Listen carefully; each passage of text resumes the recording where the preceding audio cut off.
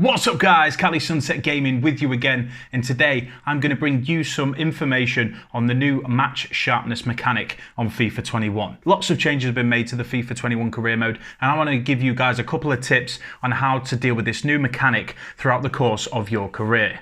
Let's get to it.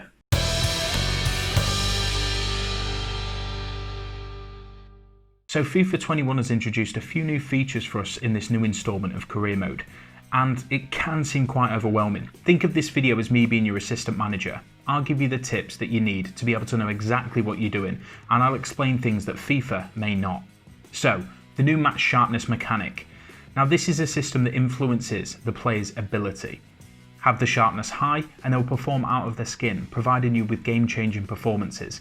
Have it low and the player will be sluggish and not perform in line with what their standard stats would indicate. Just how much their match fitness affects them can be seen by the number next to them on the formation screen. Just on that right side you can see the red or green number. Now these stats aren't permanent. The white one is his actual rating and the green or red one is the current reflection based on the match sharpness. The diamond to the far left of the player icon indicates the player's current match sharpness as well. Yellow is average, red is low and green is high. So how do we influence match sharpness? Let's start off with training. Now training is the main way in which you're going to get a player's match sharpness up, but here's the thing. If at first you simulate training, then you'll be automatically given a D rank, and this will never change if you continue to sim training. This will provide you with an increase in +2 match sharpness, but up to -10 in match fitness, which is essentially stamina. Now, based on this information, you'll probably think to yourself, great, now I have to play every single training mode throughout my career. But that's not the case. All you have to do is play the training session once, achieve an A rank, and the next time that you use this drill, you can simulate it and it will automatically give you an A rank for it. You can see this at the top of the screen, the highest grade that you've got in that training session, and this will automatically be achieved every time it is simmed from that point. My main tip for you guys in terms of the players that you need to train and the players that can be rested is a very old school approach. Even though the training panel is going to tell you who's in your starting 11 and who's on your bench and reserves, I'd use a pen and paper to note down your starting 11, your bench and your first reserves and arrange them like that on the team management page. This will make it easier for you to keep track on who you need to be keeping fit throughout the season. If a player's sharpness is above 90, in my personal opinion, they can miss that training session. It's not going to have an effect. Essentially, from what I've found, it looks like anything over 85% is the maximum in terms of the overall buffs that the player will get. Now the training sessions can be changed by pressing the relevant tab. Once you've done this, you can change the drill and change the players involved in the drill. This is how you can make sure that your reserves are involved. Don't just rely on the computer to automatically generate the players that need to be put in there. This is why it's best to have a list. That way you can work out who needs to be trained and who doesn't. From what I've found whilst playing FIFA 21, it would seem that its first port of call is just to include the first 11 players near enough every single time. Sometimes mixing it up throughout the season, what it will do is it will throw a few players in there that have got the lowest, but it's best not to rely on the computer. It's always best to be able to keep track of this yourself. The panel across the bottom of the screen will indicate not only the rank you've achieved in that training session, but the effect that it will have on the fitness and match sharpness.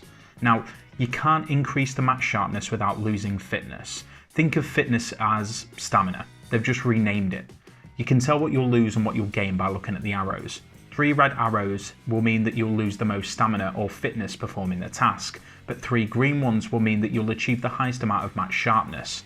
And obviously, it's less severe if it goes down. So 1 is the least, 2 is in the middle, and 3 is the most. Moving on to actual games, the players will gather match sharpness by playing games consistently, just like real life. Someone who is a regular starter won't need to be trained as much as a sub, as their match sharpness will stay consistently high throughout the season.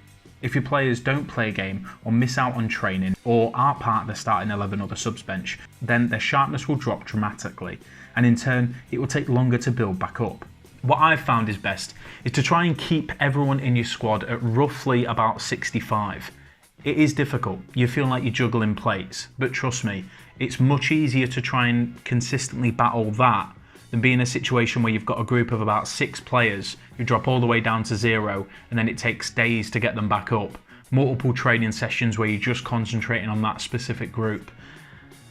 and then in turn more people drop down. So just try your best to maintain it across the board. Like I said, using the pen and paper tactic, it allows you to just mark off, I need him, I don't need him. It's much easier. Like I said, the system's not going to do it for you at all times. Having a high match fitness and high morale will allow the player to develop faster, so it's really important that you keep up to date with that as much as you can. Now, the training will not increase the player's permanent overall just by completing sessions. The growth is dependent on their match fitness and sharpness in terms of how they grow, as well as any development plan that you may have them on. The training is used to give them their sharpness. Make sure that you keep that in mind. That is the sole purpose of the training.